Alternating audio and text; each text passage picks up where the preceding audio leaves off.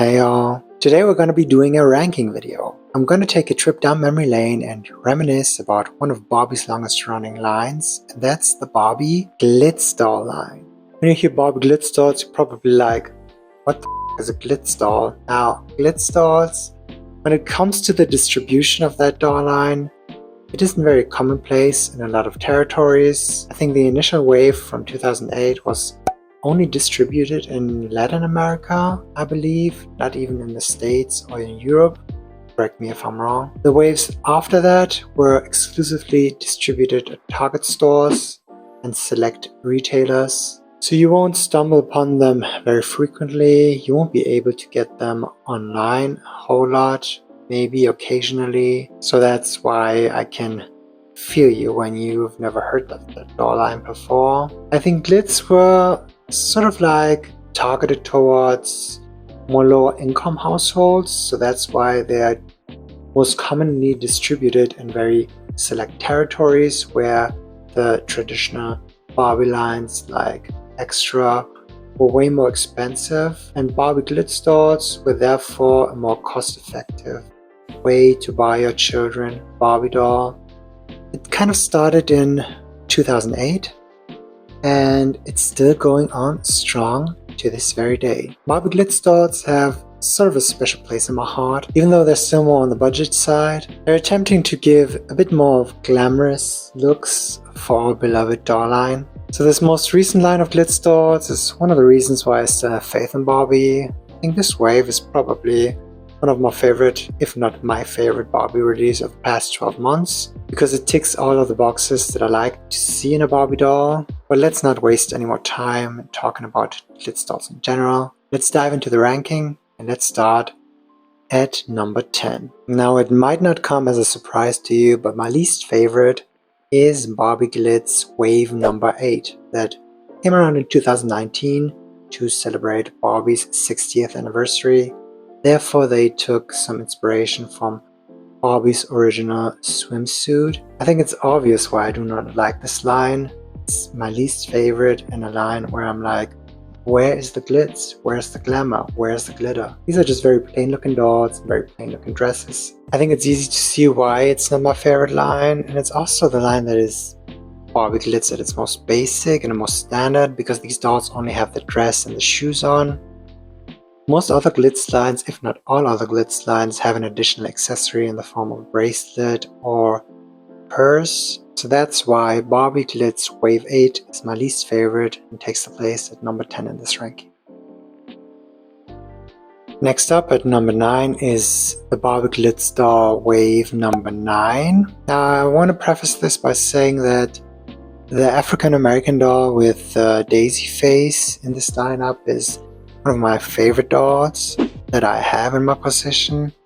I love the way that I restyled her, and she's sort of been a muse for me. She's also been quite frequently used on Barbie Style's Instagram account, so that's why she's a total 10 out of 10. But the rest of the wave is pretty mid.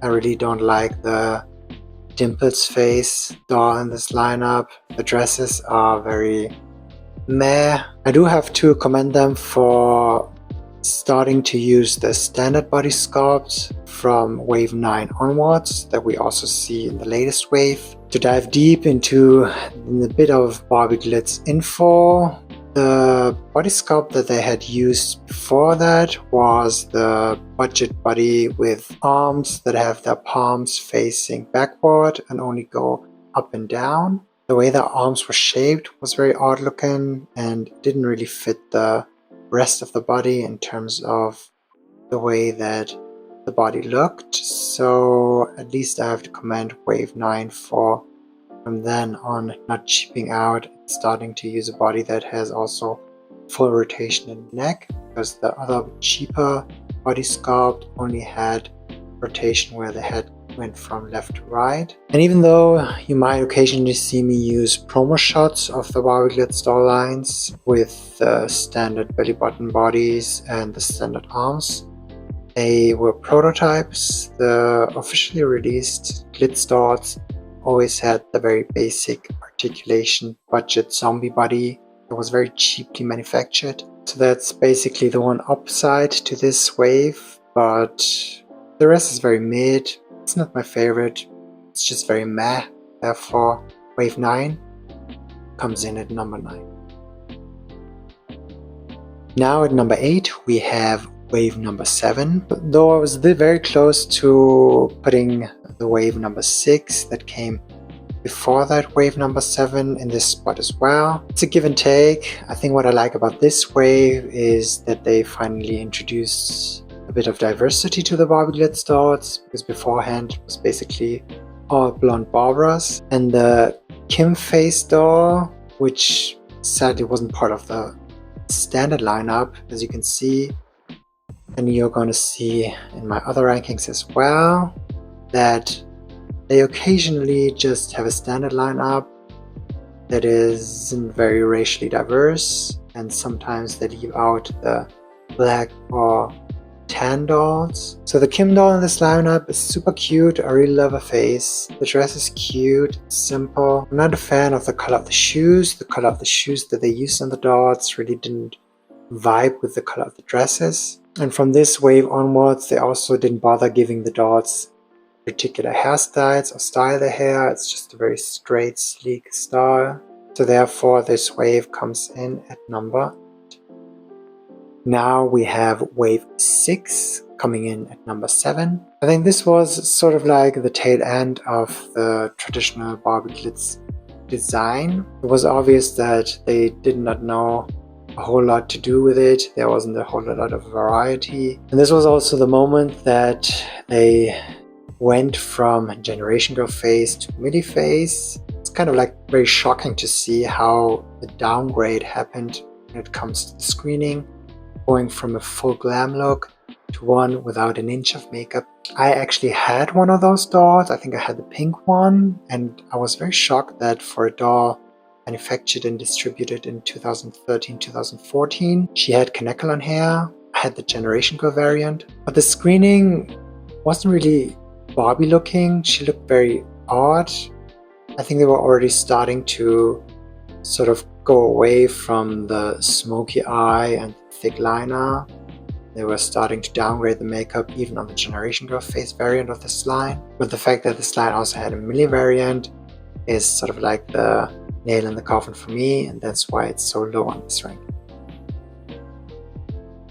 Missing out on a spot in the top 5, coming in at number 6, is the original wave that started it all, and that's the wave 1 of Barbie Glitz. It came out in 2008, and by then they were still using the Fashion Fever era faces from that time. They had a lineup of a Barbie, a Summer, and a Teresa. And for being part of the more budget Glitz line, they were coming with a lot of accessories. They had bracelets, necklaces, an additional pair of shoes, purse, and even a brush. The dolls were cute. The dresses are cute as well. I like the color scheme. I like the glittery silver dots all over the dresses, and the cut of the dresses is also very cute. But the thing that takes it not up to the heights that I wanted to are the faces. Still not that big of a fan of that era of Barbie faces. I occasionally like them with the right type of screening and right hairstyle, but these three are not really giving to me. So that's why they land at number 6. Starting the top 5 with wave number 3. I think wave number 3 was very cute. I think the dresses were cute, even though they are not as glitzy as I would like them to be. The fabric they used wasn't very sparkly. Had more of a printed motif on it. The dolls themselves are all very super cute. The Teresa using the summer face is very cute, and the Barbies all have a very pretty screening and very cute hairstyle. So there's not a whole lot of negative I can say about it, but it doesn't have the oomph that I wanted for it to go a bit higher in the ranking. That's why it lands at number 5. Coming in at number 4 is Barbie Glitz doll wave number... This is number 5, I believe.